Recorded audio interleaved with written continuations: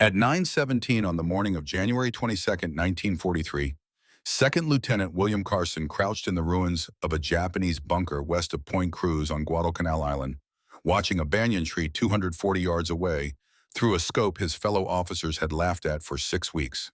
27 years old, Illinois state shooting champion, 0 confirmed kills. In the next 4 minutes, he would fire 12 bullets and kill 11 enemy snipers. Then the United States Marine Corps would spend the next 6 decades trying to forget what happened. But before we understand how a farm boy from Illinois changed modern warfare with a rifle, the military establishment tried to forbid we need to go back. Back to 1928. Back to an Illinois farm where a First World War veteran was teaching his 12-year-old son a skill that would one day save American lives and haunt his dreams for 60 years. The summer evening in 1928 smelled like cut hay and tractor oil. Young Will stood behind the barn holding a Winchester Model 1894 lever action rifle that weighed almost as much as he did. His father, Robert, stood beside him, arms crossed, face weathered, from 40 years of Illinois weather and 4 years of French trenches. 3 milk bottles sat on fence posts 100 yards downrange, white glass catching the last sunlight. Robert Carson had fought in the Meuse-Argonne offensive in 1918. Came home with shrapnel scars on his back and nightmares that made him wake up screaming about mustard gas. He never talked about the war, except to say one thing. The men who could shoot straight survived. The men who could not became fertilizer for French wheat fields. He had decided his son would learn to shoot before he learned to drive a tractor. The lesson began with breathing. Robert's voice was quiet but carried weight that made 12-year-old Will understand this was not recreation. This was survival training disguised as father-son time. Breathe in. Breathe out. Find the natural pause between breaths where your body goes completely still. That moment of perfect stillness is when you squeeze the trigger. Not pull, squeeze. Gentle pressure that surprises you when the rifle fires because your body is so relaxed, you barely notice the recoil. Will fired. The first bottle exploded in a spray of glass and milk residue. Robert said nothing. Just walked down range, placed another bottle on the post, returned. Again, Will fired, missed. The bullet kicked up dirt 3 feet right of target. Wind had pushed it sideways during flight. Robert explained without criticism how to read wind through grass movement and leaf trembling, how to adjust aim to compensate for invisible forces that changed bullet trajectory. Will fired again. The second bottle shattered. They stood there until darkness made the bottles invisible shapes against darker fence posts. Will firing round after round until his shoulder ached from recoil and his ears rang from muzzle blast and he could hit targets without thinking about breath or wind or trigger mechanics. It had become automatic, muscle memory replacing conscious thought. When they finally walked back to the farmhouse for dinner, Robert's hand rested on Will's shoulder with pressure that felt like both pride and warning. At the dinner table, Will's mother, Sarah, asked why they had spent 3 hours shooting bottles when farm work needed attention. Robert set down his fork and spoke words that stopped conversation. War is coming. His voice carried certainty that made the kerosene lamp seem to flicker. Will's sister, Elizabeth, aged 10, asked what he meant. Robert chose his words carefully. Europe is always fighting. They finished one war 10 years ago, but they are already preparing for the next one. Most people do not see it yet. I see it. I fought their last war. I know how these things begin. Sarah started to object, but Robert continued speaking over her concern. The boy needs to learn to shoot better than I can shoot, better than any man I served with in France. Because when war comes again, and it will come, survival belongs to men who can hit targets other men cannot even see. Will did not understand the urgency in his father's voice that evening in 1928. But 11 years later, when German tanks rolled into Poland and radio broadcasts interrupted dinner to announce Europe was burning again, he would remember every word. For 11 years, Will practiced. Every evening after farm work finished. Every weekend when weather and ammunition supplies permitted. By age 14, he could hit bottles at 200 yards. By 16, he could hit them at 300 yards with iron sights in conditions that made grown men curse the wind. His hands grew calloused from farm work and rifle work until the Winchester felt like natural extension of his body instead of separate tool requiring conscious control. His mother worried he was wasting time that should go toward education or preparing for normal adult life. His father said nothing but continued bringing home boxes of ammunition that cost money the Depression-era farm could barely spare. August 1939. The Illinois State Shooting Championship drew 200 competitors to a range outside Springfield. Will was 23 years old, youngest entrant by 8 years. Most competitors were veterans or professional shooters with expensive equipment and decades of experience. They looked at the farm boy carrying his father's lever-action Winchester with iron sights and saw someone who did not belong at state-level competition. They made polite conversation, but their eyes said clearly they expected him to finish in the bottom third and learn humility. The competition ran 3 days across multiple distances and shooting positions. 600 yards prone, 300 yards sitting, 200 yards rapid fire. Will shot against men who had competed at national level, who owned custom-built rifles that cost more than his father earned in 6 months of farming. On day one, he shot 6-inch groups at 600 yards in crosswinds that made grown men with 20 years experience shake their heads in frustration. By the time scores were posted, the polite conversation had stopped. The farm boy with the cheap rifle had outshot everyone. Day two brought sitting position at 300 yards, 20 rounds in 20 minutes. Wind shifting every few minutes made consistent shooting nearly impossible. Half the competitors scored below 70%. Will adapted to changing conditions the way his father had taught him, reading wind through grass and mirage, and adjusting each shot independently. He placed second for the day, but first overall after 2 days of competition. The veteran stopped making jokes about farm boys and started watching him with professional respect, mixed with confusion about where this unknown shooter had come from. Day three final stage was rapid fire at 200 yards, 10 rounds in 60 seconds. Speed and accuracy combined under time pressure. Most shooters rushed and scattered their shots across the target. Will fired with mechanical rhythm his father had drilled into him for 11 years, each shot placed deliberately despite time constraint. When the targets were scored, he had achieved perfect 100 out of 100. Final standings showed him as youngest Illinois state champion in the competition's 50-year history. Local newspapers ran articles with headlines about farm boy phenom winning state title. His mother cut out the newspaper articles and placed them carefully in a scrapbook she kept in the kitchen drawer. His father read them once and said nothing except that competition shooting and combat shooting were very different things. Will asked what he meant. Robert explained that in competition you breathe slow and squeeze gentle and take all the time the rules allow. In combat you shoot fast or die fast. There is no second-place trophy in combat, only survivors and casualties. Will nodded but did not fully understand until years later when he would crouch in ruins of Japanese bunker, watching enemy through a scope while 14 dead Americans waited to be avenged. September 1st, 1939. Germany invaded Poland. The Carson family gathered around their radio in the farmhouse living room, listening to reports of tanks and dive bombers and a new kind of warfare announcers called Blitzkrieg. Lightning War. Robert Carson listened without expression until the broadcast ended. Then he looked at his son and said 3 words that changed everything. I told you. 2 weeks later, Will joined the Illinois National Guard. His mother cried and asked why he was rushing toward danger. Will explained that his father had spent 11 years preparing him for this moment. Waiting until he was drafted would waste the preparation. For 2 years, Will served in National Guard while watching Europe burn through newsreels at the local cinema and radio reports that grew more desperate each month. France fell in 6 weeks. Britain stood alone against German air attacks. The Soviet Union was invaded by the largest army ever assembled. America remained officially neutral, but everyone understood neutrality could not last much longer. Will saved every dollar of his National Guard pay. $40 per month for weekend training and 2-week summer encampments. 24 months of service produced $680 total after taxes and necessary expenses. In November 1941, he made a decision that would define the rest of his life. He used those savings to order something no soldier was supposed to need. A civilian precision rifle superior to anything the military issued to standard infantry. The Winchester Model 70 cost $85 through a sporting goods catalog.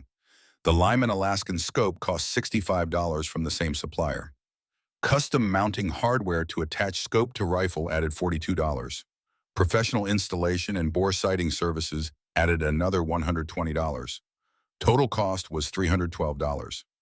Nearly 2 years of part-time military pay invested in a rifle that was not standard issue and never would be approved through normal procurement channels.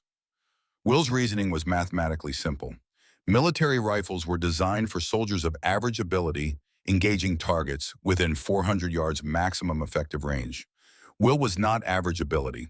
He could hit targets at 800 yards if he had proper equipment. But achieving that capability required a rifle built for precision instead of mass production and military durability standards.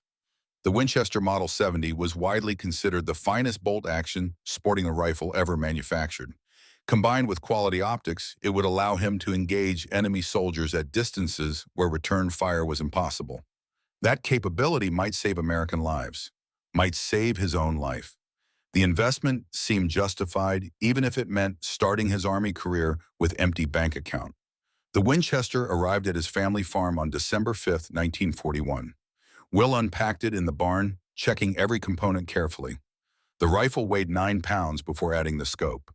The Lyman Alaskan added 12 ounces of precisely machined glass and metal.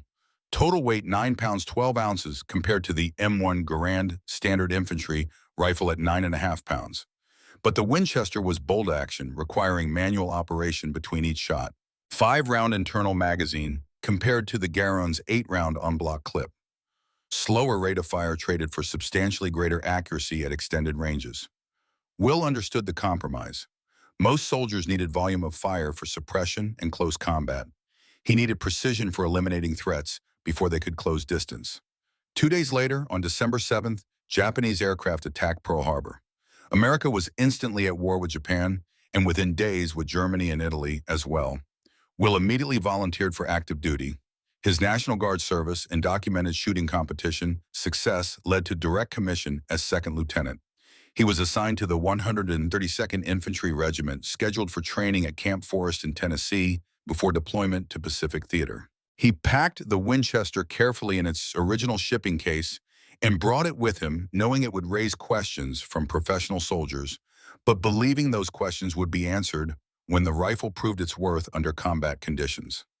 Camp Forrest in December 1942 was organized, chaos filled with thousands of men training for jungle warfare they had never experienced against an enemy they had only seen in propaganda newsreels. Will arrived with his duffel bag and the Winchester in its protective case. Within hours of unpacking in the officer barracks, he attracted unwanted attention.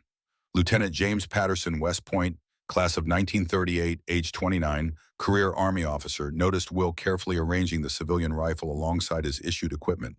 Patterson's voice carried across the barracks with tone mixing curiosity and condescension. "Is that a hunting rifle, Carson?" Will turned to face the questioner. Patterson stood with arms crossed, expression suggesting he already knew the answer and found it amusing. Will kept his voice neutral. "It is a precision rifle for long-range shooting, sir." Patterson smiled, but the expression did not reach his eyes. "We are fighting Japanese, not elk. You need a Garand, standard issue, what every other officer carries." Will explained that the Winchester shot more accurately past 300 yards than any military rifle. Patterson shook his head slowly as if dealing with a child who did not understand basic concepts. "You planning on shooting Japanese from 300 yards? This is jungle warfare, Lieutenant. Dense vegetation, limited visibility. You will be lucky to see 50 yards most of the time. That fancy hunting rifle is useless where we are going." Other officers had gathered to watch the exchange. Patterson sensed his audience and continued with performer's instinct. "Look at Carson's mail order, sweetheart. Probably cost more than 6 months of our pay. Going to hang it over the fireplace after the war with a nice plaque about the trophy buck he never shot." Laughter rippled through the barracks. The nickname was born in that moment. Mail order sweetheart. It would follow Will through 6 weeks of training and across the Pacific Ocean and into combat, where it would either be vindicated or become epitaph for his military career. The mockery intensified when Will visited the regimental armory requesting cleaning supplies and a secure storage location. Sergeant Murphy ran the armory with efficiency born from 24 years of Army service, including combat in France during 1918. He examined the Winchester with professional interest, that gradually shifted to skepticism. His hands moved over the rifle with familiarity that came from handling thousands of weapons over 2 decades of military service. That for Deer or Germans, Lieutenant Will maintained patience he did not feel. It is for Japanese Sergeant. Murphy worked the bolt, testing the action smoothness. Looked through the scope, adjusting focus. His expression said he had reached conclusions Will would not like hearing. Bolt action, civilian scope, 5-round capacity. Lieutenant, with respect, this is rich man's toy, not combat weapon. Garand fires 8 rounds semi-automatic. Reload in 3 seconds with stripper clip. Your Winchester fires 5 rounds bolt action. 4 seconds between shots minimum if you are extremely fast and well-trained. The mathematics do not work in your favor when facing enemy returning fire. Will presented his case methodically. Garand is accurate to perhaps 400 yards maximum, Sergeant. Winchester is accurate to 800 yards. Murphy was unimpressed by the argument. Jungle terrain limits visibility to 100 yards or less in most combat situations, he said. Accuracy past that range is completely useless. You are bringing wrong tool for wrong job. Will replied quietly that they would see about that. Murphy made notation in the armory log about 2nd Lieutenant Carson bringing personal weapon to combat theater. The notation was not complimentary in tone. Captain Robert Mitchell heard about the Winchester through officer gossip that traveled faster than official communications. Mitchell was company commander, age 36, career Army, with pre-war service in Philippines garrison duty. He summoned Will to his tent with tones suggesting this would not be pleasant conversation. Mitchell sat behind a field desk covered with training schedules and equipment inventories. He looked at Will with expression mixing concern and irritation in equal measure. Carson, I am ordering you to leave that sporting rifle in your tent during training and combat operations. Carry a real weapon, standard issue Garand like every other officer in this regiment. Will asked carefully if he could at least keep the Winchester as backup. Mitchell's response was immediate and sharp. Backup for what? In case you encounter trophy buck in the jungle. Other officers present in the tent laughed at the commander's joke. Will said yes, sir, and left, wondering if bringing the Winchester had been a catastrophic mistake that would define his military career in all the wrong ways. That night, alone in his tent, Will Fields stripped the Winchester and examined every component by lamplight. Maybe the professional soldiers were correct. Maybe this was wrong tool for modern warfare. Maybe competition, shooting and combat shooting were so fundamentally different that 17 years of training meant nothing in actual battle conditions. But when he reassembled the rifle and brought it to his shoulder, the weapon felt right in ways the Garand never would. Balanced, familiar, extension of his body rather than separate tool requiring conscious management. He decided to bring it despite orders, hidden among other equipment. If opportunity arose to prove its worth, he would be ready. If opportunity never came, nobody would know he had disobeyed direct orders. December 18, 1942. The regiment shipped out from San Diego aboard transport vessels bound for Guadalcanal. The Winchester remained at Camp Forest because military mail to combat zones moved slowly, and Will had deliberately requested it be forwarded separately. His reasoning was calculated risk. If he brought the rifle on the troop transport, it would attract immediate attention from commanding officers who might confiscate it. But if the Winchester arrived later through mail channels, after he had time to prove himself in combat, officers might be more accepting of unconventional equipment. The 18-day voyage across Pacific gave Will time for mental preparation, more important than physical training. He stood on deck watching ocean pass beneath the ship and practiced movements without the rifle. Bolt manipulation, sight picture acquisition, trigger control. Other officers watched him going through motions with empty hands and made jokes. Carson practicing with his imaginary rifle. Maybe he will shoot Japanese with finger guns. The mockery continued, but Will ignored it, focusing instead on visualization of scenarios he hoped would never occur, but needed to prepare for anyway. Guadalcanal appeared on the horizon January 2, 1943. The island was everything training films and lectures had not prepared them for. Heat that turned wool uniforms into torture devices. Humidity that rusted metal overnight and rotted leather within days. Insects carrying malaria and dengue fever. Mud that swallowed boots and equipment. Jungle so dense you could pass enemy positions without seeing them until machine guns opened fire at point-blank range. The 152nd Infantry relieved exhausted Marines who looked 20 years older than their actual ages. Some Marines cried as they boarded ships home, not from fear or weakness, from relief that they had survived 6 months of continuous combat when so many of their friends had not. The regiment's first major mission was assaulting Mount Austin, a Japanese strongpoint 1,514 feet above sea level. Intelligence called it Gifu, 500 defenders and 47 interconnected bunkers. Assessment predicted 3 days to secure the objective. The assault began December 17th and became 16 days of close quarters, jungle hell, where visibility was measured in feet and grenades bounced off trees before detonating in wrong locations. The regiment lost 34 killed and 279 wounded before finally taking the western slope on January 2nd. Will fought through all 16 days carrying borrowed M1 Garand because his Winchester had not yet arrived through mail channels. He carried ammunition for other soldiers, evacuated wounded under fire, followed orders given by officers who still called him the mail order boy when they thought he could not hear. But in 16 days of combat, he never fired a shot at enemy soldier.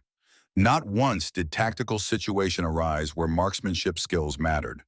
Mount Austin fighting was close-range chaos where precision meant nothing and volume of fire meant everything. By the time the objective fell, Will wondered if his father had been wrong about modern warfare. Maybe individual marksmanship no longer mattered. Maybe only mass firepower and industrial production capacity determined victory now. December 29th, a supply sergeant found Will and handed him a wooden crate marked fragile and stenciled letters. Inside was the Winchester packed in cosmoline preservative grease and wrapped in oilcloth. Will cleaned the rifle that night by firelight while other soldiers watched with renewed mockery. Mail order, sweetheart, finally arrived, someone observed loudly. Save it for deer season, Carson. We are fighting a war here. Lieutenant Patterson walked past Will's position and shook his head with theatrical disappointment. Carson's toy showed up too late to matter. Mount Austin is secure. You missed your chance to play sniper. Will said nothing in response, just cleaned cosmoline from every surface and loaded 5 rounds and wondered if spending $312 on a weapon he would apparently never use had been the most foolish decision of his life. The Winchester sat in his tent for 3 weeks, while the regiment moved west along the coast, clearing Japanese positions in operations where standard infantry tactics sufficed. Will carried the Garand, shot it adequately when required, followed orders, wondered what his father would say, knowing his son had brought precision rifle to combat theater and left it sitting unused like expensive paperweight. Then Americans started dying in ways standard tactics could not prevent. The Point Cruz groves west of main American positions were coconut plantations mixed with massive banyan trees that created perfect sniper hides. Japanese soldiers who had retreated from Henderson Field had dug in throughout the area. Some were trained snipers with scoped Arisaka rifles who knew the terrain and knew how to wait motionless for hours until targets appeared. Starting January 19th, they began killing Americans with methodical efficiency that terrified everyone who understood what was happening. Corporal Thomas Davis died January 19th, filling canteens at a creek, shot through the head from 180 yards, dead before his body hit water. Sniper never located despite immediate patrol response. Private Eugene Miller and Private Robert Holloway died January 20th during routine L Company patrol. Both shot within seconds from different positions, suggesting coordinated ambush by multiple snipers. Both died before corpsmen could reach them. Private Harold Chen, Chinese-American from California, age 20, died. January 21st, shot through neck from tree, the patrol had walked past twice without detecting threat. Took 6 minutes to bleed out while calling for his mother in Cantonese. Nobody understood. Sergeant William Brooks died checking Chen's body. Shot through chest from concealed position. Died instantly. Lieutenant Mark Stevens died leading patrol, attempting to locate the snipers. Shot through both lungs from 220 yards. Survived 40 minutes fully conscious. Final words asking someone to please find them and kill them all. 14 men in 72 hours. 14 soldiers who had survived Mount Austin and disease and everything else Guadalcanal had thrown at them. Killed by enemies they never saw from distances where return fire was useless. The regiment was bleeding casualties and nobody knew how to stop it. Standard infantry tactics were failing completely. Patrols could not locate the snipers. Artillery was too imprecise for targets that moved after each shot. Air support was useless in jungle canopy this dense. The Japanese snipers were winning through patience and precision shooting, exactly the kind of warfare American military doctrine had no effective answer for. Evening of January 21st, Captain Mitchell summoned Will to battalion headquarters. Will expected orders for another futile patrol. Instead, he found Mitchell sitting at field desk, surrounded by casualty reports and intelligence summaries, looking exhausted and angry and desperate in equal measure. Mitchell spoke without preamble or social courtesy. Carson, Japanese snipers are killing my men faster than malaria. 14 dead in 3 days. 14 good soldiers. I need someone who can shoot accurately at distance. Someone who can hunt these people down and eliminate them. Your officers tell me you brought some fancy civilian rifle. So tell me straight, without bullshit, can that mail-order rifle actually hit anything at combat ranges? Will explained his qualifications methodically. Illinois State Championship at 1,000 yards in 1939. Age 23 at time of competition, youngest winner in state history. 6-inch shot groups at 600 yards using iron sights. With Lyman Alaskan scope, 5 rounds inside 4-inch circle at 300 yards. Competition experience included wind reading range, estimation, target identification under time pressure. Mitchell listened without expression until Will finished presenting credentials. Then he delivered ultimatum that would change everything. You have until morning to prove it works. Dawn tomorrow, you take that Winchester into Point Cruz Groves and engage enemy snipers. If you can kill even one of them, I will authorize continued use of your rifle. If you cannot, you leave it in your tent and never mention it again. Understood. Will said, yes, sir. Mitchell was not finished speaking. Those 14 men have families waiting for letters explaining how they died. Those families deserve to know we did absolutely everything possible to stop these killings. Everything. Do you understand what I am telling you? Lieutenant Will understood perfectly. He was being given one chance to prove 17 years of training meant something. One dawn patrol to validate spending $312 on rifle the Army never asked for. One morning to show that farm boy from Illinois could do what professional military could not. Stop 11 Japanese snipers from killing more Americans. Will left battalion headquarters at 21:30 hours. 9 hours remained until dawn. 9 hours to prepare for the most important shooting of his life. Not competition shooting for trophy and newspaper recognition. Shooting where failure meant more Americans died. Where success meant killing human beings from concealment. Either outcome would change him permanently. By tomorrow evening, William Carson would be a different person than the one who had left his family farm in Illinois to serve his country. In his tent, Will began final preparation that was more mental than physical.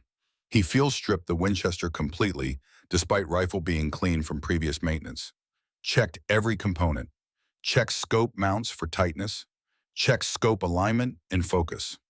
Loaded 5 rounds of 30-06 hunting ammunition. Same cartridge the Garand fired, but hunting loads selected for accuracy instead of military durability specifications. Worked the bolt repeatedly until manipulation was unconscious reflex. Dry fired at imaginary targets until trigger squeeze required no conscious thought. But technical preparation was simple compared to psychological preparation. Will had never killed anyone. Never looked through magnified optics at human being and made conscious decision to end that person's existence. He had shot paper targets and clay pigeons and glass bottles on fence posts. Tomorrow, he would shoot men. Not enemy soldiers firing back at him in mutual combat. Men hidden in trees who would never know he was hunting them until bullets arrived. The moral weight of that reality pressed down with physical force that made breathing difficult. He thought about his father's words from 15 years earlier. War finds everyone eventually. When it finds you, be ready. Robert Carson had survived trenches where artillery killed randomly and poison gas drifted across no man's land, selecting victims by chemical lottery. But he had survived because he could shoot straight when everything around him was chaos and death. Now his son would discover if 17 years of teaching had been sufficient preparation. If farm boy from Illinois with controversial civilian rifle could accomplish what trained military units could not. Stop 11 Japanese snipers from killing more Americans. At 0300 hours, will abandon attempts at sleep. Sat on his cot with Winchester across his lap, running his hands along wood stock, worn smooth from years of handling. Bolt mechanism worn to glass smoothness from thousands of practice repetitions. Lyman Alaskan scope with 2.5 power magnification. Not much magnification by competition standards, but sufficient to see movement naked eyes would miss. The rifle had cost nearly 2 years of savings, had earned 6 weeks of mockery, had sat unused for 3 weeks while soldiers died. Tomorrow it would either prove its worth or prove the mockers had been correct all along. At 0600 hours, Will left camp carrying Winchester, 60 rounds and stripper clips in single canteen. No spotter because he refused responsibility for another man's death. No radio man because noise discipline mattered more than communication capability. Just him and the rifle and 9 hours of preparation condensing into whatever came next in the Point Cruz groves, where 11 Japanese snipers waited and 14 dead Americans deserved vengeance. The ruined Japanese bunker he selected overlooked coconut groves with sightlines extending 200 to 300 yards into dense vegetation. Good elevation providing tactical advantage. Sandbag protection on 3 sides. Open rear allowing escape if position became compromised. Will settled into firing position at 0700 hours and began the most critical wait of his life. Watching jungle through magnified scope while 14 ghosts waited for justice and 11 living enemies waited somewhere in those trees planning to kill more Americans. For 2 hours, nothing moved except birds and insects and wind through upper canopy. The Lyman Alaskan scope magnified everything, but also narrowed field of view, forcing methodical search pattern. Each tree could hide multiple shooters. Each shadow could conceal prepared position. Learning to distinguish meaningful movement from background motion required patience. Will had spent 17 years developing under his father's demanding instruction. At 9:16 and 43 seconds, something changed. Branch movement in banyan tree 240 yards distant. No wind at ground level, but the branch moved deliberately. 87 feet up in canopy where morning breeze was constant, but this movement was different. Wrong rhythm, wrong pattern. Will's scope tracked the disturbance, found the shape, dark clothing against darker wood, human form positioned in fork where 3 heavy branches met. Japanese sniper facing east, watching American supply trail below his position, waiting with patience born from training and discipline for target to appear. Range 240 yards. Uphill angle requiring compensation. Slight crosswind from left requiring windage adjustment. Everything Will had practiced for 17 years condensed into this single moment of decision. He adjusted scope 2 clicks right for wind, found his breathing rhythm, natural respiratory pause where body achieves perfect stillness. Crosshairs steady on dark shape that was enemy soldier who had probably killed some of those 14 Americans. Man who would kill more if not stopped now. Man whose name Will would never know, and whose face remained invisible through foliage, in distance and optical magnification. Just a shape, a target, a threat requiring elimination.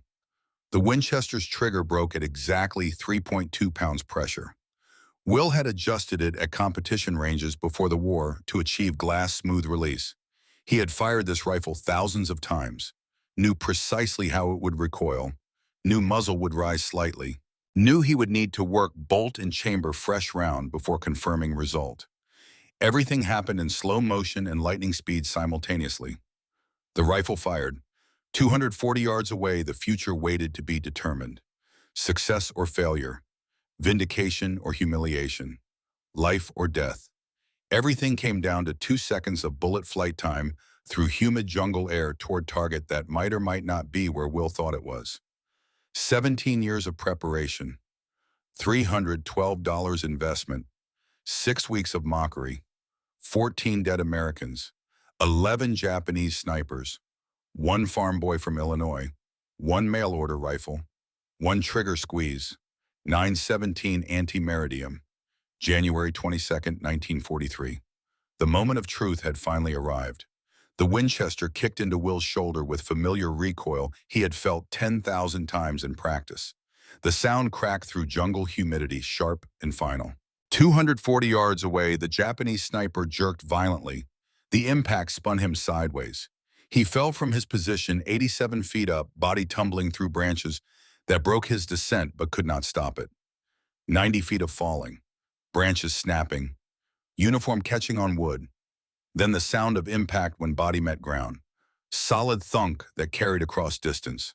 Will worked the bolt automatically. Brass casing ejected spinning through humid air, landing in dirt beside him. Fresh round chambered. He kept the scope on the tree, searching for movement. Searching for the partner he knew would be there because Japanese snipers worked in pairs.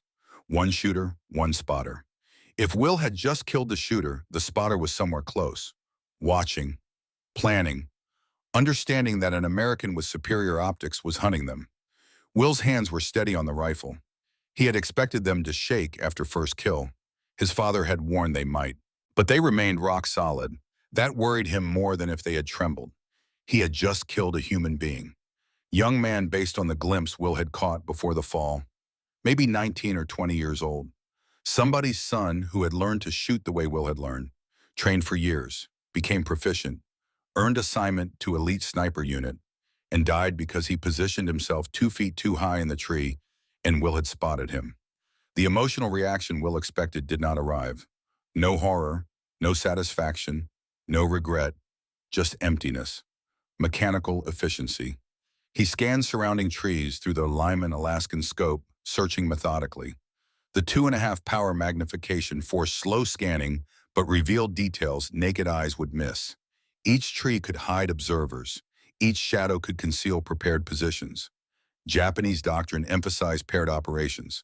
If one sniper died, his partner would relay information about enemy capabilities and adjust tactics accordingly.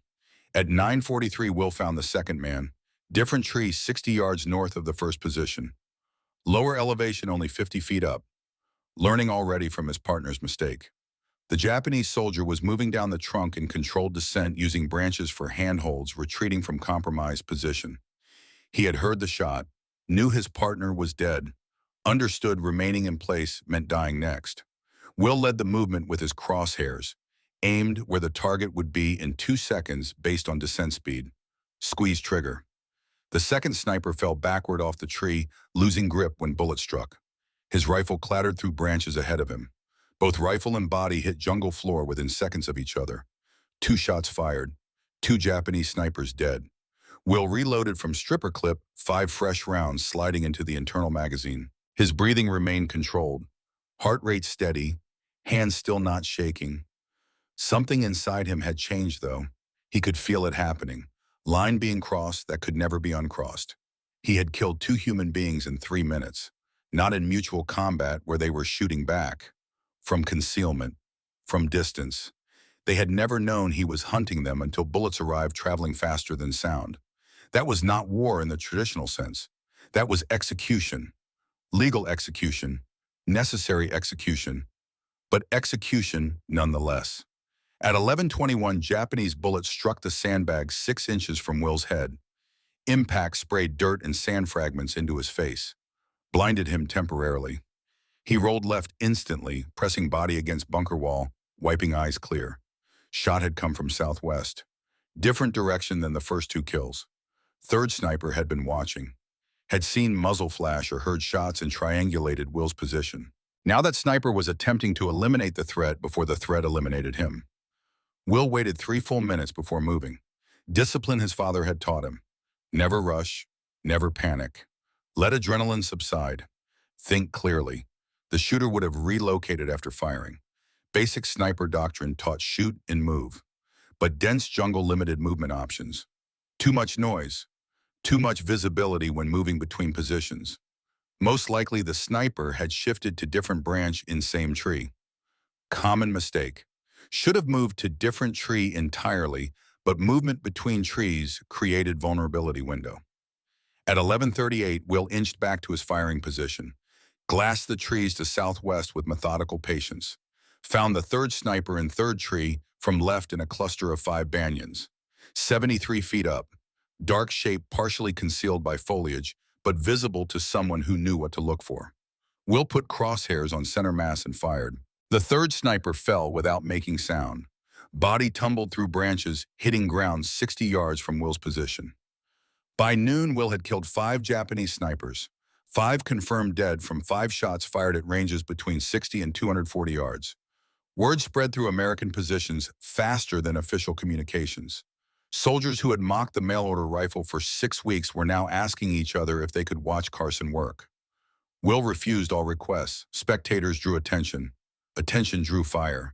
He worked alone because alone meant nobody else died because of his decisions. The Japanese adapted after the fifth kill. They stopped moving during daylight hours. Will spent the afternoon glassing trees and seeing nothing except birds and wind movement. At 1600 hours, he returned to battalion headquarters. Captain Mitchell was waiting outside his tent with expression that mixed satisfaction and disbelief in equal measure. The mockery was completely gone from his voice. "How many 5 confirmed kills, sir? All within 400 yards of my position." Mitchell nodded slowly, processing implications. "You are going back out at dawn tomorrow. We still have 6 more snipers operating in those groves." "Yes, sir. And Carson, good work today. Whatever happens next, you proved your point." "That rifle works." Will returned to his tent. Tried to sleep. Could not. Kept seeing them fall. 5 men. 5 human beings who had trained and prepared and believed in their cause the same way Will believed in his. Dead because he could see them before they saw him. Because Lyman Alaskan scope gave him half power, more magnification than their Arasaka scopes. Because American industrial capacity produced better optics. Half a power of magnification. Difference between life and death. At 0300 hours, he woke from nightmare. First one. Japanese soldier's face in the scope looking directly at him. Recognition in the eyes. Understanding. I am about to die. Then nothing. Will sat up in darkness, sweating, heart racing for first time all day. His hands had been steady while killing. Now alone in darkness, they shook. That reversal frightened him more than combat had. What Will did not know was that same night, 11 miles west in Japanese-controlled territory, Sergeant Takeshi Yamamoto, age 31, was gathering his remaining 6 snipers. Yamamoto had fought in China for 3 years before deployment to Guadalcanal, veteran of more combat than any American on the island. He understood what the day's losses meant. American with superior equipment was hunting them systematically. They needed to change tactics immediately or die one by one over coming days. Morning of January 23rd began with heavy tropical rain that turned jungle floor to mud and reduced visibility to less than 100 yards. Will sat in the ruined bunker waiting for weather to clear. Rain stopped at 0845. By 0912, enough visibility had returned for work. Will spotted first sniper of the day at 0912. The Japanese soldier had climbed into position during the rain.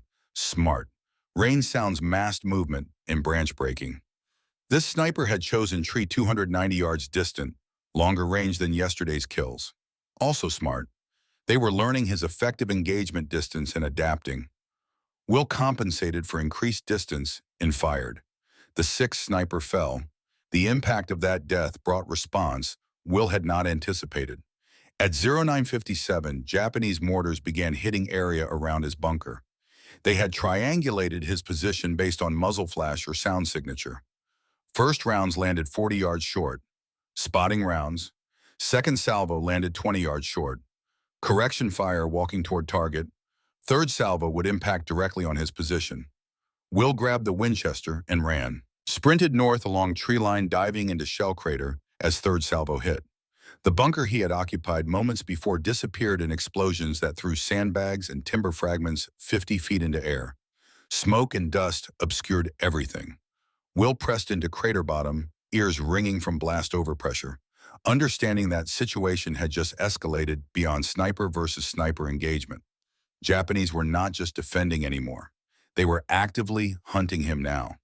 Mortars meant infantry support, meant coordination between different units, meant this was no longer individual duel. This was small unit combat. Will with bolt-action rifle against organized enemy force with crew-served weapons and tactical coordination. The mathematics had shifted unfavorably.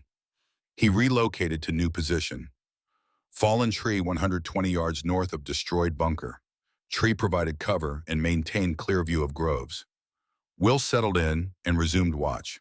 His heart rate elevated from sprint and near death, but breathing returned to controlled rhythm within 2 minutes. Training overriding adrenaline. At 14:23, he killed 7th sniper. At 15:41, he killed the 8th. The eighth kill was different. Japanese sniper had climbed to 94 feet up a massive banyan tree. Excellent concealment in dense upper canopy foliage. Good elevation providing superior fields of view. But height created problem the sniper had not considered. When sun angle changed in late afternoon, silhouette became visible against sky for approximately 3 seconds. Will had been watching that tree for 20 minutes, seeing nothing. Then sun shifted. Silhouette appeared. Dark shape against bright sky. 3-second window. Will fired during that window. The eighth sniper fell from 94 feet body, accelerating during fall, hitting ground with impact that sounded different from the others. Louder. More final. Will vomited behind the fallen tree. First physical reaction since killing began. 8 men dead in 2 days. All from Will's rifle. All because he could shoot straight when they could not see him. 8 families in Japan would receive notifications. 8 sets of parents and wives and children would mourn. All because William Carson from Illinois had learned to shoot bottles off fence posts when he was 12 years old. The moral weight that had been absent during actual shooting arrived now in crushing wave. At 1700 hours, Captain Mitchell sent runner to bring Will back. He had been in position for 9 hours. Mitchell needed updated count. Will reported 8 confirmed kills over 2 days. 12 rounds fired total, 8 hits, 4 misses from wind misjudgment or target movement. Mitchell's face showed satisfaction mixed with concern about what came next. 3 snipers remaining, he said. Those 3 are the best. They survive because they are smarter and more cautious than the others. They also know exactly what you look like now and exactly what rifle you carry. Tomorrow will be different. They will be hunting you as actively as you hunt them. Yes, sir. I understand. Get some rest. You look like hell. Will returned to his tent. Tried to sleep. Failed. At 0300 hours, he gave up and sat with Winchester across his lap, cleaning rifle by lamplight, even though weapon was already clean. Thinking about 8 men. Wondering what their names were. What their stories had been. How old they were. Whether they had families. Realizing he was dehumanizing them as targets to cope with killing. That psychological defense frightened him more than actual combat. Morning of January 24th brought clear weather and Will's relocation to 3rd position. Not the destroyed bunker, not the fallen tree, somewhere Japanese would not predict. He chose cluster of large rocks Marines had used as machine gun nest in December. Position offered good cover and overlapping fields of fire into groves. He settled in at 0700 hours and began watch. At 0817, he found sniper number 9. Palm tree 190 yards out. Low position only 40 feet up. Unusual. Most snipers climbed high for better sight lines. This one had chosen concealment over elevation. Palm fronds created natural hide invisible from ground level. But Will's elevated position on rocks gave him angled down into fronds. He could see dark shape of shoulders and head. He aimed, began trigger squeeze, then stopped. Something was wrong. Position was too obvious.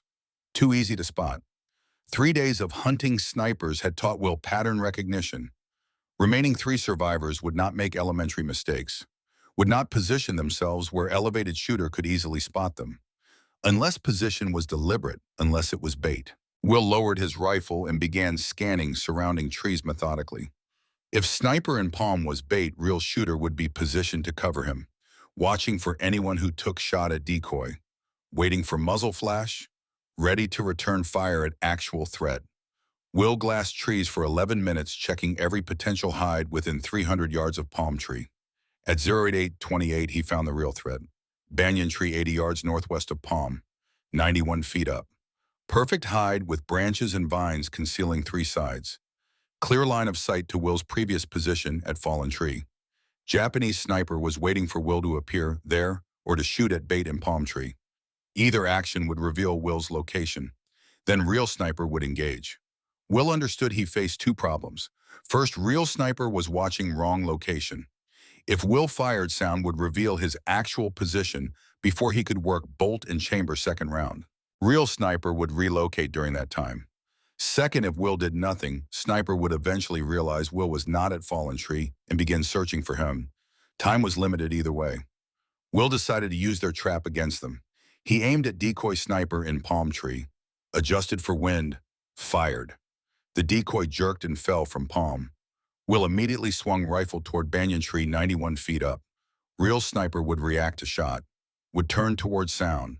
That turn would create movement. Will saw it. Slight shift. Sniper repositioning to face toward Will's actual location. Will put crosshairs on dark shape and fired before sniper could fully turn. The real sniper fell. His rifle tumbled after him. 2 shots. 2 kills. Numbers 9 and 10. But Will had revealed his position to anyone else watching. He grabbed Winchester and ran. Moved east along rock line, dropped into drainage ditch 40 yards away. At 08:34, Japanese machine gun fire raked the rocks where he had been positioned 6 seconds earlier. Bullets kicked up dust and stone fragments. Sustained fire lasting 17 seconds. When it stopped, Will counted to 60 before moving, then relocated again to shell crater 100 yards east, partially filled with rainwater. 10 confirmed kills. 1 remaining. Sergeant Takeshi Yamamoto, the best, the smartest, the most experienced. Yamamoto had watched 10 comrades die over 3 days. He knew Will's tactics, knew Will's rifle capabilities, knew Will's approximate location, and somewhere in jungle, he was watching, waiting, planning how to kill the American who had destroyed his unit. Will scanned jungle through scope. Every dark spot could be branch or man, required studying each one carefully. At 09:47, he realized his mistake. The 11th sniper was not in the trees. He was on the ground, and he was moving toward Will's position. Will caught movement at edge of peripheral vision, 60 yards south low to ground, shape moving through undergrowth parallel to tree line, using ferns and vines and fallen branches for concealment. Japanese sniper crawling toward Will's last known position at rocks. Yamamoto had survived China campaign and 6 months on Guadalcanal by understanding when conventional tactics failed. American sniper controlled the trees. So Yamamoto left trees, approached from ground where Will had not been watching. Brilliant tactical adaptation that would have worked against less observant opponent. Will remained motionless in water-filled crater. Winchester already shouldered, breathing controlled. But angle was wrong. Crater rim blocked view of approaching target. Rising up to shoot meant exposing himself. Will watched through scope as Yamamoto reached the rocks. The Japanese sergeant took position in machine gun nest facing east toward drainage ditch, where Will should have been based on previous relocations. His back was exposed to actual position in water crater. 38 yards away, easy shot, center mass. But Will hesitated. This sniper had survived China and Guadalcanal, had outlived 10 other trained snipers who died because they made mistakes. This man did not make mistakes. Position in rocks was too exposed, too vulnerable. No experienced sniper would remain there more than seconds. This had to be another trap, another bait position. Will kept scope on Yamamoto but expanded awareness to surrounding area. If this was bait, real threat would be positioned to cover it. At 10:06, Will found it. Second Japanese soldier 70 yards northwest of rocks, behind fallen tree trunk. Not moving, just watching, waiting. Rifle aimed toward drainage ditch where Will should have been hiding. 2 men, not 1. Final 2 snipers working together. Both veterans. Both smart enough to use tactics Will had not anticipated. Will made his decision. Could not shoot both before they reacted. Bolt action. Winchester required working action between shots. That gave them time to locate him and return fire. Needed different approach. He slowly lowered himself deeper into water. Submerged until only eyes and top of head remained above surface. Kept Winchester pointed skyward to keep water out of barrel. Then waited. Patience was primary sniper skill. At 10:13, Yamamoto stood up. He had spent 10 minutes watching drainage ditch and seen nothing. Believed Will had moved off farther east. He turned and signaled to his partner behind fallen tree. Both men began moving east parallel to each other, 70 yards apart, executing sweep pattern designed to flush out American sniper or find his position. They were now between Will and tree line, backs exposed. Will rose from water slowly, silently. Water dripping from uniform from rifle barrel from his face. Brought Winchester to shoulder. Aimed at closer soldier who had been in rocks. Now 42 yards away, moving through undergrowth. Will fired. Yamamoto dropped. Worked bolt. Chambered fresh round. Swung a rifle towards second soldier behind fallen tree. Man was turning, raising his rifle. Will fired first. Second soldier fell. 11 shots fired over 4 days. 11 Japanese snipers dead. Will had cleared Point Cruz groves of threat that had killed 14 Americans in 72 hours. But as he climbed from crater and checked his surroundings, he heard voices. Japanese voices. Multiple men moving toward the fallen soldiers from tree line. Will had killed the snipers, but snipers had not been working alone. Infantry support, recovery team. Will dropped back into crater. Water was cold, muddy, smelled of decay. He submerged until only eyes remained above surface. Held Winchester vertically to keep barrel clear. Japanese voices grew louder. At least 6 men, maybe more. They were moving toward dead snipers. At 10:28, they stopped at location of first body. Close enough Will could hear them clearly even without understanding words. Then voices moved to second body, more urgent tones. At 10:30, voices began moving again. Not back toward tree line, toward Will's crater. They had found his tracks. Boot prints in mud leading from rocks to crater. Will had 5 rounds in Winchester, 6 Japanese soldiers minimum. Poor mathematics for bolt-action rifle. He considered options. Stay hidden and hope they passed. Or fight. Voices grew closer. 30 yards, 25 yards, 20 yards. At 10:33, Japanese soldier appeared at crater rim looking down. Their eyes met. Recognition in both faces. Understanding. Will fired from water. Soldier fell backward. Worked bolt while still submerged. Chambered another round. Rose up. 2 more soldiers at crater rim. Fired. Worked bolt. Fired again. Both dropped. 3 rounds left. Shouting. More soldiers moving toward him. Will climbed out north side of crater away from voices. Ran 20 yards. Dropped behind fallen tree. Japanese rifle fire cracked through jungle. Bullets struck ground around crater around tree. Firing at movement and sound not confirmed targets. Will stayed low. Glassed area through scope. Saw movement. 2 soldiers advancing. 50 yards out. Aimed at lead soldier. Fired. Soldier dropped. Second soldier dove for cover. 2 rounds left. More voices behind him. Japanese flanking. 1 group south, another east. Will about to be surrounded. Could not win firefight with bolt action against semi-automatics. Needed to break contact. Get back to American lines. He grabbed rifle and ran north through undergrowth. Vines caught boots. Branches whipped face. Japanese fire followed. Bullets snapped past, struck trees, kicked up dirt. 90 seconds of sprinting. Dove into another crater. Pressed against wall. Listened. Japanese voices were distant now. They had not pursued. Regrouping around their dead. Will checked rifle. Mud on stock. Water dripping from barrel. 2 rounds remaining. Stripper clips were in his pack. Pack was somewhere near water-filled crater he would never retrieve. At 10:47, he began moving again. Not running, walking, staying low, using terrain for cover, northeast toward American lines. At 11:13, he reached American perimeter. Marine sentry challenged him. Will identified himself. Sentry led him through. Will walked to battalion headquarters and reported to Captain Mitchell. Mitchell wanted full debriefing. Will provided it methodically. 11 Japanese snipers killed over 4 days. 12 rounds fired against snipers. 11 hits. Then firefight with infantry recovery team. 3 more kills. 5 rounds total in that engagement. Currently down to 2 rounds remaining with no way to retrieve additional ammunition. Mitchell asked about rifle condition. Will said functional but needed cleaning. Mud in action. Water in barrel. Mitchell's orders were simple. Clean your rifle and rest. No operations tomorrow. A battalion moving east. Point Cruz Groves no longer priority. Japanese evacuating Guadalcanal. Intelligence suggested complete withdrawal within 2 weeks. Will return to his tent. Spent 2 hours field stripping Winchester. Cleaning every component with cosmoline and gun oil. Running patches through barrel until they came out white. Checking scope mounts. Adjusting eye relief. Loading 5 fresh rounds from ammunition he had stored in tent. At 1400 hours, word came from division headquarters. Battalion commander wanted to see Lieutenant Carson. Will walked to headquarters wondering if Mitchell had filed negative report. Unauthorized engagement, excessive ammunition expenditure, operating without support. Instead, he found Mitchell and two other officers waiting. One was Colonel Thomas Bradley, regimental commander.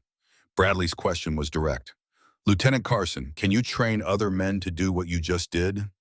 Will considered carefully before answering. I can try, sir, but it requires time rifles with optics and men who can already shoot at basic level. Bradley had resources. Division has 14 Springfield rifles with unearthed scopes left behind by Marines. I have 40 men in regiment who qualified expert marksmen before deployment. Can you create a sniper program, train them, develop tactics, clear remaining enemy snipers from our operational areas? Will accepted with one condition. I would like to keep my Winchester, sir. Bradley approved without hesitation. Will kept Winchester Model 70.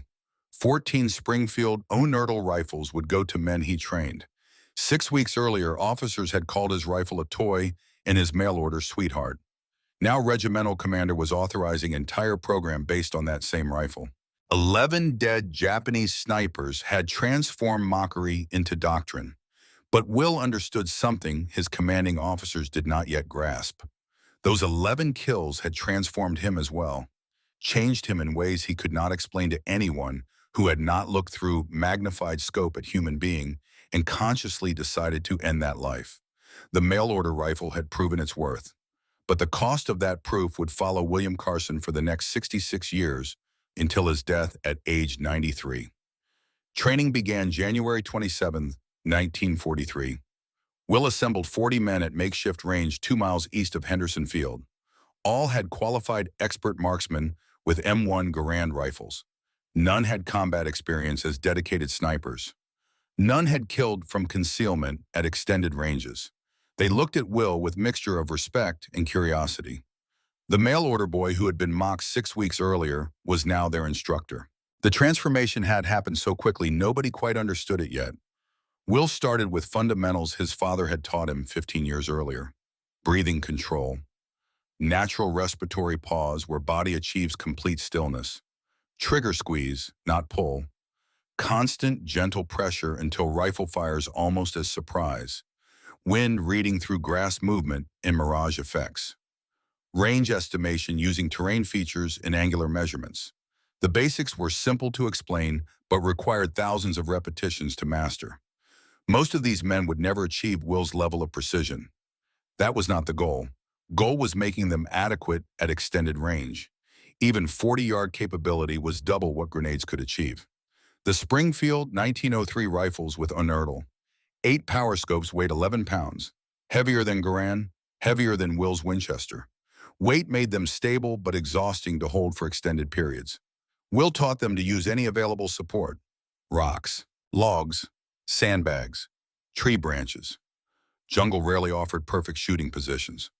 Snipers had to adapt to terrain and create stable platforms from whatever materials circumstance provided. Range training lasted 3 days. Will had them shoot at stationary targets from 100 to 400 yards. Then moving targets. Then targets partially concealed by vegetation, simulating actual jungle conditions. By January 30th, 32 of the 40 men could consistently hit man-sized targets at 300 yards under field conditions. Good enough. Will divided them into 16 two-man teams, shooter and spotter. Spotter carried binoculars and M1 Garand. His job was locating targets and providing security while shooter engaged. After each kill, roles could switch. Prevented single point of failure that came from relying on one shooter. One student stood out immediately. Corporal Daniel Fisher, age 24, from Dairy Farm in Wisconsin. Natural shooter who had grown up hunting deer in forests around his family property. Calm under pressure. Asked intelligent questions about wind compensation and range estimation. Reminded Will of himself at 24. Same quiet confidence. Same instinctive understanding of ballistics and trajectory. But Fisher possessed quality Will lacked: emotional openness, ability to articulate feelings about what they were preparing to do. On third day of training during break, Fisher approached Will with a question that nobody else had dared ask. "Lieutenant, how many men have you killed?" Will paused before answering. 14, 11 snipers, 3 infantry in the firefight afterward. Fisher nodded slowly, processing that information. Does it get easier with practice? Will gave him honest answer. No, it gets harder. First when you feel numb, expected to feel something but felt nothing. By 14th, you feel everything, every face, every fall, every family that will receive notification. Fisher asked the question Will had been avoiding. Then why keep doing it? Will's answer was simple mathematics. Because if I do not, more Americans die. Arithmetic is straightforward, even when morality is complicated. Fisher considered that for a long moment, then asked a question that would haunt Will for decades. Lieutenant, what happens after the war? When you go home and someone at church picnic asks what you did, do you tell them you killed 14 men from concealment? How do you explain that? Will had no answer, just looked at the young corporal who reminded him of himself and realized Fisher understood something. It had taken Will 2 weeks and 11 kills to learn. They were crossing moral line that could never be uncrossed, becoming something different from regular soldiers. Not better, not worse, just different. Men who killed from hiding, men who shot enemies who never knew they were being hunted. That was not conventional warfare. That was something else entirely. Legal, necessary, but still something that would follow them forever. February 1st, the sniper section deployed on first mission. 4 teams. Objective was clearing Japanese positions west of Matanakaw River. Intelligence indicated small groups of stragglers who had not evacuated yet. Will paired with Fisher as his spotter. They set up on high ground overlooking trail Japanese had been using for resupply. At 0721st, Japanese soldier appeared on trail. Fisher confirmed target through binoculars. Will fired. Soldier dropped. Worked bolt. Scanned for additional targets. None appeared. In over 6 hours, they engaged 7 more Japanese soldiers on that trail. 7 shots, 6 kills, 1 miss from wind misjudgment. Other 3 teams reported similar results. Total for February 1st was 23 Japanese soldiers killed, 0 American casualties during sniper operations. The mathematics spoke clearly. Standoff capability saved lives. Snipers engaged targets at 200 to 400 yards. Standard infantry engaged at 50 to 100 yards maximum. That extra distance meant survival. The sniper section continued operations through early February. By February 9th, they had 74 confirmed kills. Number was conservative, only counted when body could be observed and death confirmed. Actual number was likely higher. Japanese evacuation of Guadalcanal accelerated during this period. American forces pushed west to interdict withdrawal, but Japanese fought effective rearguard actions. Will's snipers were tasked with eliminating soldiers covering retreat routes. February 7th, near Tenanambogu River. Will was engaging targets when Japanese riflemen returned fire. Bullet struck Will in left shoulder. Impact spun him around and knocked him down. Pain arrived 3 seconds after impact. Bright and sharp, Fisher dragged him to cover, called corpsmen, applied pressure to wound. Blood soaking through both their uniforms. Will remained conscious throughout. The wound was serious but not fatal. Bullet had passed through muscle without hitting bone or major blood vessels. He was evacuated to Field Hospital near Henderson Field. Doctors cleaned the wound and sutured it closed. Told Will he would recover but needed rest. No combat operations for minimum 3 weeks. Will spent 2 weeks at Field Hospital watching war continue without him. During that time, Japanese completed evacuation of Guadalcanal. February 9th, American forces reached Cape Esperance and found it empty. Campaign was over. Will's sniper section had operated 12 days total, 74 confirmed kills. 0 friendly casualties during sniper operations. Division headquarters officially recognized the section. Colonel Bradley recommended Will for Bronze Star. While Will recovered, orders arrived from Pacific Command. Army needed experienced combat officers for new mission. Burma. Classified. Details limited but involved jungle warfare, long-range patrols, operations behind Japanese lines. Exactly what Winchester Model 70 was designed for. Will volunteered despite shoulder wounds still healing. By March, he was on transport ship heading west across Pacific. Winchester packed in waterproof case and cargo hold. Lyman Alaskan scope wrapped in oilcloth. Will did not know details of Burma mission. Only knew it sounded like opportunity to use his skills again. Before leaving Guadalcanal, Fisher came to say goodbye.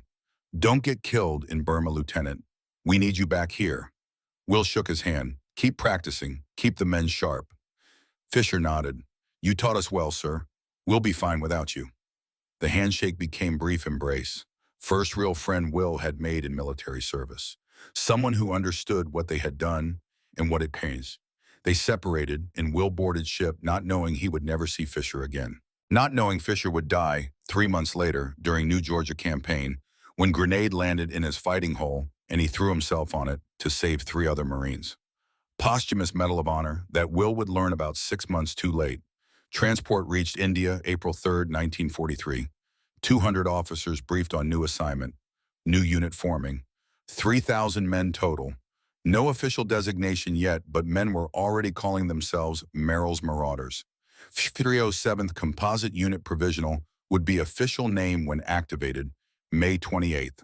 Training since April focused on long-range penetration tactics, sharp eyes, jungle survival, operations without supply lines, modeled after British Chindit operations in Burma. Will was assigned 2nd Battalion as rifle platoon leader, officially not listed as sniper because Army had no formal sniper positions in organizational structure. But Colonel Bradley's recommendation had followed him from Guadalcanal. Battalion command understood his capabilities. Training took place in central India. Terrain different from Guadalcanal, but principles remain same. Heat, humidity, dense vegetation, limited visibility. Burma would be worse. Steeper terrain, heavier rainfall, more difficult conditions than anything Guadalcanal had offered. Will modified his equipment for Burma mission. Winchester had performed excellently on Guadalcanal, but that had been relatively short operations with regular resupply. Burma would involve patrols lasting weeks, hundreds of miles through jungle. Every ounce of weight mattered. He removed Lyman Alaskan scope and replaced it with lighter Weaver 330. Same 2.5 power magnification, but weighed 8 ounces less. Also replaced wooden stock with synthetic version. Modifications reduced rifle weight from 9 pounds 12 ounces to 8 pounds 14 ounces. Not much difference, but over 2-week patrol carrying 60 pounds of equipment, every ounce mattered. Marauders entered Burma February 1944. Mission was advancing through northern Burma to capture Myitkyina airfield. Airfield was critical for Allied supply routes into China. Japanese-controlled area with approximately 4,000 troops. Marauders would approach overland through terrain Japanese considered impassable for large forces. Mountains, rivers, dense jungle, no roads, limited trails. Force would carry all supplies on backs or with pack mules.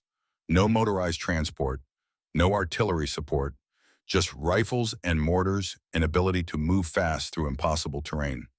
Battalion began March February 24th. First week covered 83 miles through mountainous jungle. Men collapsed from exhaustion. Malaria cases increased daily. Pack mules struggled with terrain. Several had to be shot when they broke legs on steep descents. By March, battalion had covered 217 miles. Engaged Japanese forces 12 times. Small skirmishes. Ambushes. Quick firefights followed by rapid withdrawal. Marauders were not meant to hold ground. Meant to move. Harass. Cut supply lines and create chaos behind enemy positions. Will used Winchester 3 times during March. Once at 412 yards against Japanese officer directing troops at a river crossing. Once at 380 yards against machine gun position. Once at 290 yards against sniper who had pinned down patrol. 3 shots, 3 kills. But Will never fired more than once per engagement. Winchester's report was distinctive, different from Garand's sharp crack. 1 shot announced his presence. 2nd shot would give Japanese time to locate him. He learned to shoot and move immediately. The march to Myitkyina took 3 months. By late May, Marauders had covered over 700 miles. They had lost more men to disease than combat. Malaria, dysentery, typhus, scrub typhus. Unit that entered Burma with 5,300 men was down to fewer than 3,000 effectives. May 17th, Marauders captured Myitkyina airfield. Operation was tactical success, but cost had been severe. Unit was combat ineffective. Too many casualties. Too many sick. Too much time in jungle without rest or proper medical care. Will survived Burma campaign. Winchester survived. But rifle that had proven so effective on Guadalcanal had been used only 7 times in 3 months of operations. Marauders rarely engaged in long-range precision shooting that required scoped rifle. Most combat was close-range ambushes at 50 yards or less, firefights in vegetation so dense you could barely see 30 feet ahead. Will realized something profound during those 3 months. Winchester Model 70 was excellent rifle, perhaps best bolt action sporting a rifle ever manufactured. But modern warfare was changing. Semi-automatic rifles like Garand were becoming standard. Burma terrain made long-range precision irrelevant. Next war would require different weapons, different tactics, but there would be no next war for Will. Not immediately. By June 1944, he was evacuated from Burma with rest of marauders. Unit was disbanded. Will was reassigned to training duties in United States. He never fired Winchester in combat again. Never killed another human being. 14 men over 4 days on Guadalcanal. 3 more in firefight afterward. That was his final count. 17 human lives ended by his hand. Number he would carry for next 65 years. Will returned to United States July 1944. Army promoted him to captain and assigned him to Fort Benning, Georgia. His job was training infantry officers in marksmanship and small unit tactics, teaching lessons he had learned on Guadalcanal and in Burma.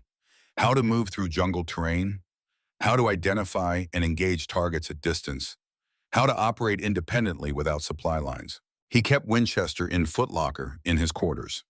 Rifle had traveled from Illinois to Tennessee, to Guadalcanal to India, to Burma to Georgia. Killed at least 14 enemy soldiers in confirmed engagements. Will had stopped counting after Burma. Rifle sat unused now. War had changed. Pacific Islands were being retaken methodically. American forces advancing through France into Germany. Need for individual marksmen with privately owned rifles was fading. Military was standardizing everything. Mass production, interchangeable parts, soldiers with identical equipment and identical training. Will understood necessity of standardization. Modern warfare required industrial-scale logistics, but something was being lost. Individual skill, craftsman approach to soldiering. Idea that one man with right rifle and right training could change battle outcome. That era was ending. Will was teaching its final generation. Nightmares began at Fort Benning. Every night, same dreams. Japanese soldiers face in scope, moment of recognition, understanding, then nothing. 14 faces, 17 if he counted infantry, all looking at him through magnified optics before they died, all asking silent question. Why me? Will had no answer. Just woke at 0300 hours most nights. Sweating, heart racing, hands shaking in darkness. Same hands that had been rock steady while killing. Will was discharged from Army January 1947. Lieutenant Colonel, 2 Bronze Stars, 1 Purple Heart, Combat Infantry Badge, age 31. He had killed 17 men and could not sleep without seeing their faces. His options were returning to Illinois farm or something completely different. He chose different. Princeton University on GI Bill. Political science. Fresh start away from anyone who knew him as sniper. Nobody at Princeton would ask about war. Academics did not discuss such things with students who had served. But nightmares followed him to Princeton. Even in dormitories surrounded by young men who had never fought. Still saw faces. Still heard Winchester crack. Still watched men fall from trees. Nightmares decreased from nightly to 3 or 4 times per week. Not cured, just managed. Will focused on studies, political science, international relations, trying to understand how nations avoided wars or why they failed to avoid them. Subconscious attempt to process his own violence through academic framework. Summer 1947 between academic years. Will decided to write everything down, not for publication, just for his own record. Document weapons and tactics while details remained fresh. Maybe writing would help process trauma that sleep could not escape. He wrote for 6 months. Manuscript grew to over 400 pages. Technical descriptions of rifles and ammunition and ballistics. Clinical language that avoided emotion and focused on mechanics. Described Japanese weapons with forensic precision. Never mentioned his own psychological state. Never discussed nightmares or moral weight of killing 17 men. Friend at National Rifle Association read manuscript and suggested publication. Will was reluctant, too technical. Nobody would care. But NRA convinced him. Book was published 1947 under title Shots Fired in Anger. It became classic among firearms enthusiasts and military historians. Not bestseller, just steady seller that remained in print decade after decade. Book described Will's experiences with clinical precision. No embellishment, no heroism, just facts about what worked and what did not work in combat. Will told himself book was historical record, but Fisher would have understood real purpose. Writing was therapy. Clinical language created distance from trauma. Describing rifles and ballistics meant not describing faces of men he killed. Book let him process trauma by pretending trauma did not exist. It worked partially. Nightmares decreased to once or twice weekly instead of 3 or 4 times. Not cured, just better managed. Princeton, 1947 through 1950. Political science major. Graduated highest honors. Thesis on post-colonial power structures in sub-Saharan Africa. Nobody knew he had killed 17 men. He was just another veteran using GI Bill. Kept Winchester in locked case under bed. Took it out occasionally to clean but never fired it. Some relationships you maintain through distance, not proximity. Oxford, 1950 through 1954. 4 years studying African political institutions. Research focused on post-colonial governance and development. Why Africa? Why not Asian studies after Pacific service? Will's stated reasoning was wanting to study somewhere he had never fought. Real reason was deeper. Could not face studying Japan after killing Japanese soldiers. Africa was far enough from Pacific theater that Ghost did not follow, at least not as persistently. British East Africa, 1954 through 1958. 4 years fieldwork. Kenya, Tanzania, Uganda. Studying governance institutions, development patterns. Meeting tribal leaders and colonial administrators and independence activists. Writing, researching, documenting. The work absorbed him completely, gave him purpose beyond killing, showed him that knowledge could build where violence destroyed.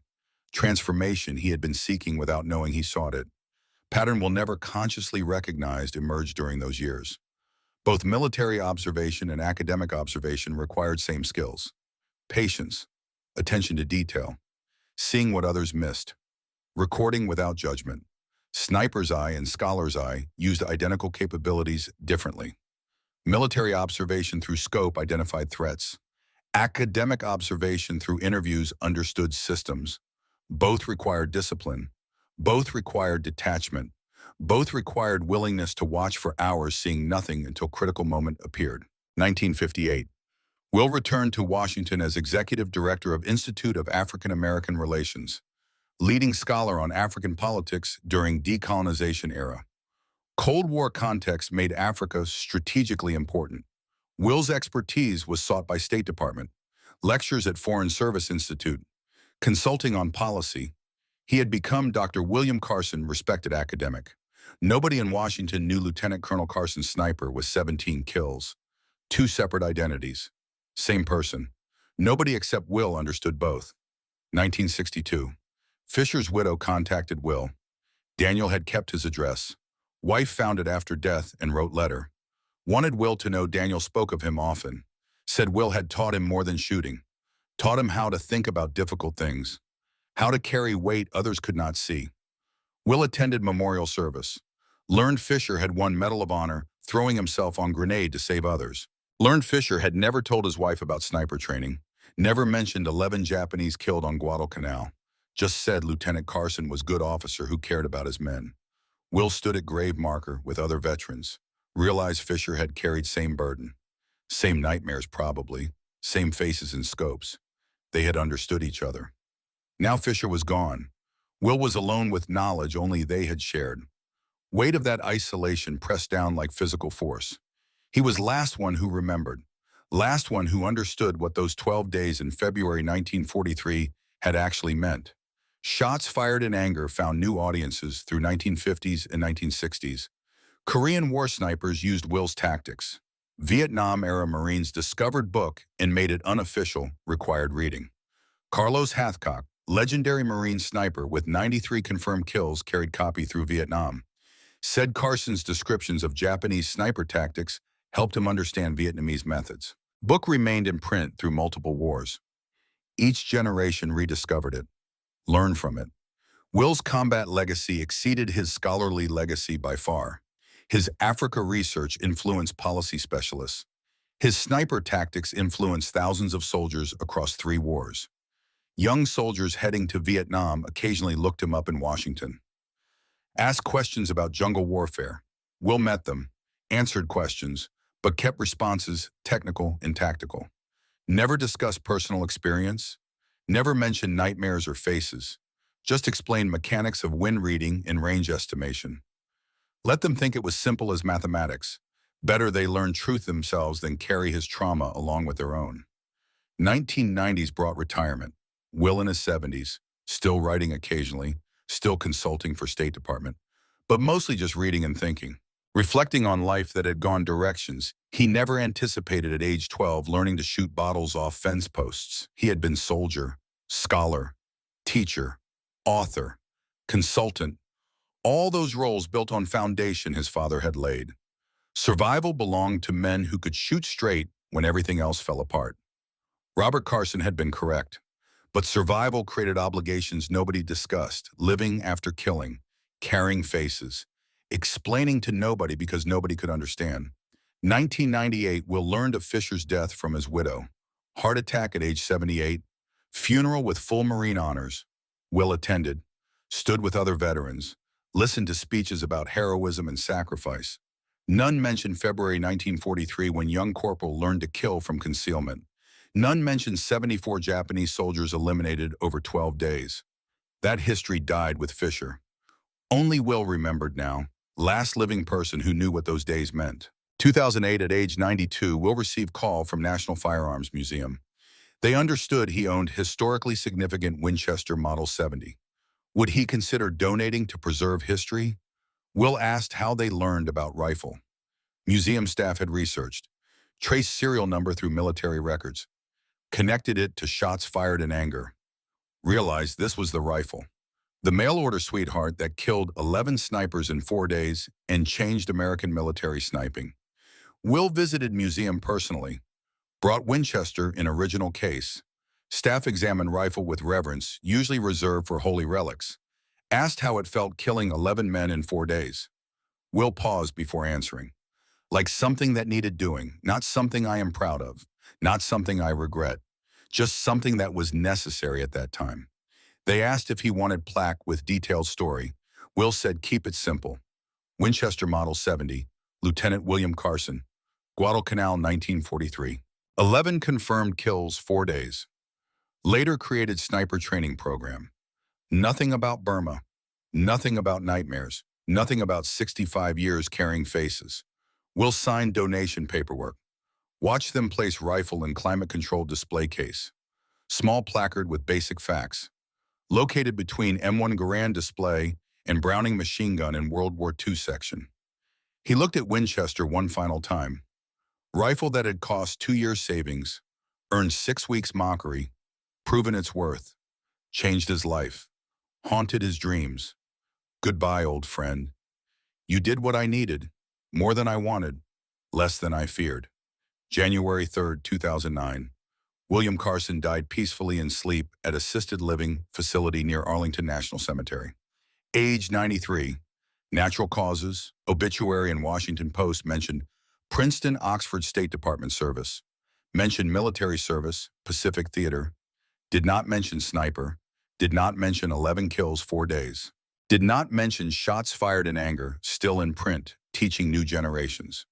Just said served with distinction in World War II. Funeral at Arlington with military honors, Marine Corps color guard, 3 volleys, taps, folded flag. Winchester Model 70 remains in National Firearms Museum. Most visitors walk past without stopping. Looks like any vintage hunting rifle. Woodstock worn from handling, bolt smooth from use. Nothing obviously special. Occasionally veteran stops. Reads placard, 11 kills 4 days, leans closer, studies rifle, imagines jungle and trees and Japanese snipers, walks away quietly. Once yearly on February 1st, Old Marine visits. Former student from 1943 training program. Last survivor of original 32. Stands at display, long time. Says nothing. Leaves. Nobody knows his story either.